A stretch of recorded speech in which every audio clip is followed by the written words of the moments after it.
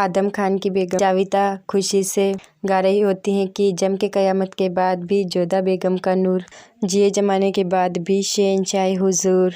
और जाविदा आदम खान से कहती हैं कि आप कहाँ जा रहे? हमने ना आपकी चोरी पकड़ ली। आदम खान कहते हैं कौन सी चोरी? जाविदा कहते हैं बेनज़ीर को शहंशाह से बचते देख आपको जो खुशी हुई थी, जोधा बेगम को मौत के मुँह जाते देख आपको उतना ही दुख हुआ था। कहने को तो शहंशाह आपके दूध भाई है, लेकिन आप उन्हें सगे भाई से भी ज़्यादा मोहब्बत करते हैं, ये जाविदा कहती है।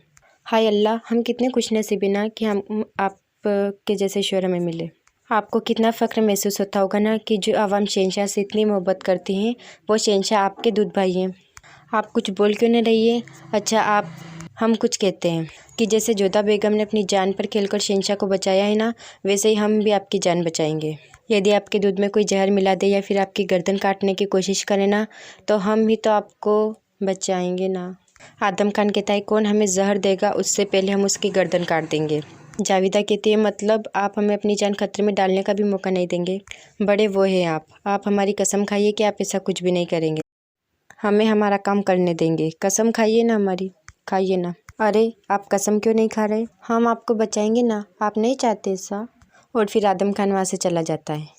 फिर जोधा के कमरे में मोतीबाई जोधा से कहती हैं पता है हकीम साहिबा को कितना डांटा शहंशाह ने, कहा उन्हें हर हाल में आपका जीवन चाहिए।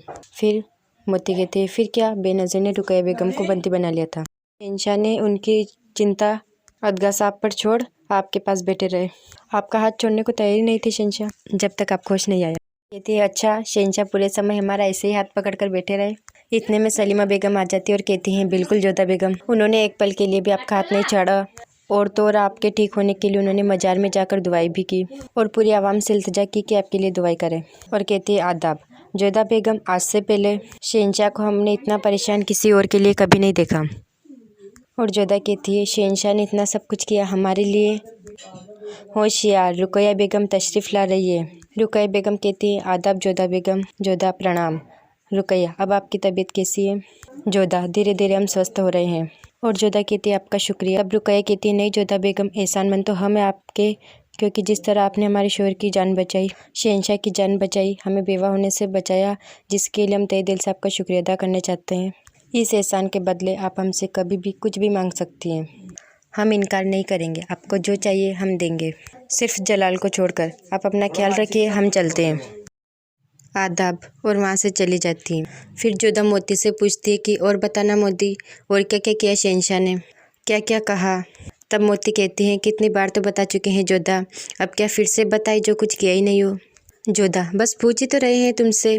मोती नहीं, बात यह है कि आप शहंशाह के विषय में सुनना चाहती हैं। अच्छा लगता है ना आपको? तब जोधा ऐसा कुछ भी नहीं है। जोधा कहती है कि हम तो बस इतना जानना चाहते हैं कि अचानक शहंशाह इतने विनीत कैसे हो गए। अब यदि कल को हमें ताना मारने लग जाए कि हमने जोधा बेगम के लिए ये किया वो किया, तो हमें पता तो होना चाहिए ना उन्होंने किया क्या है। जलाल जोधा के कमरे के दरवाजे पर आता है और उसे याद आता है कि उसने कहा था कि हम इस होजरे में कदम भी नहीं रखेंगे, क्योंकि हम एक गलती दोबारा दोहराते नहीं हैं। सच कहे तो अब आपकी ओर देखते हुए गिला महसूस होता है, और अब आपकी आंखें हमेशा के लिए बंद भी हो जाए तब भी हम आपकी ओर मुड़ कर नहीं देखेंगे। और जोधा सोचती हैं कि शहंशाह ने कहा था कि कभी भी इस कक्ष में नहीं आएंगे, फिर आज क्यों? तब जलाल कहता है कि कितना अजीब इत्तिफाक है, हमने ही कहा था कि हम इस होजरे में कदम भी नहीं रखेंगे। अगर आपकी इजाज़त हो तो क्या हम अंदर आ सकते हैं? ये जलाल कहता है। तब जोधा कहती आइए ना। प्रणाम। जलाल कहता है आदाब। जलाल कहता है हम जानते हैं कि हमने कहा था कि हम इस होजरे में कदम भी नहीं रखेंगे, लेकिन कभी कभी खुदा की मर्ज़ी के आगे खुद की मर्ज़ी नहीं चलती है, इसलिए बीती बातों को भुला देना बेहतर होता है। और कहता है कि आरती लीजिए। जलाल जोधा से पूछता है अब तबीयत कैसी है आपकी? तब जोधा कहती है जी अब ठीक है। जलाल मोतीबाई से कहता है कि अब तक इन्हें ये काढ़ा क्यों नहीं पिलाया? तब मोतीबाई कहती है काढ़ा पिला चुके हैं शहंशाह, ये बात की औषधि है। जलाल कहता है मगर इसे ढक कर रखना चाहिए ना? तब मोतीबाई मगर वैद्य जी ने कहा था कि इसे खुला रखना है। तब जलाल अच्छा फिर ठीक है। मोतीबाई कहती है हम बाहर जा रहे हैं शहंशाह, अगर कोई आवश्यकता हो तो पुकार लीजिएगा।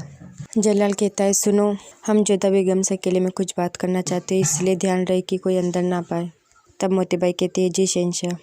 जोधा कहती है क्या बात करना चाहते हैं आप हमसे?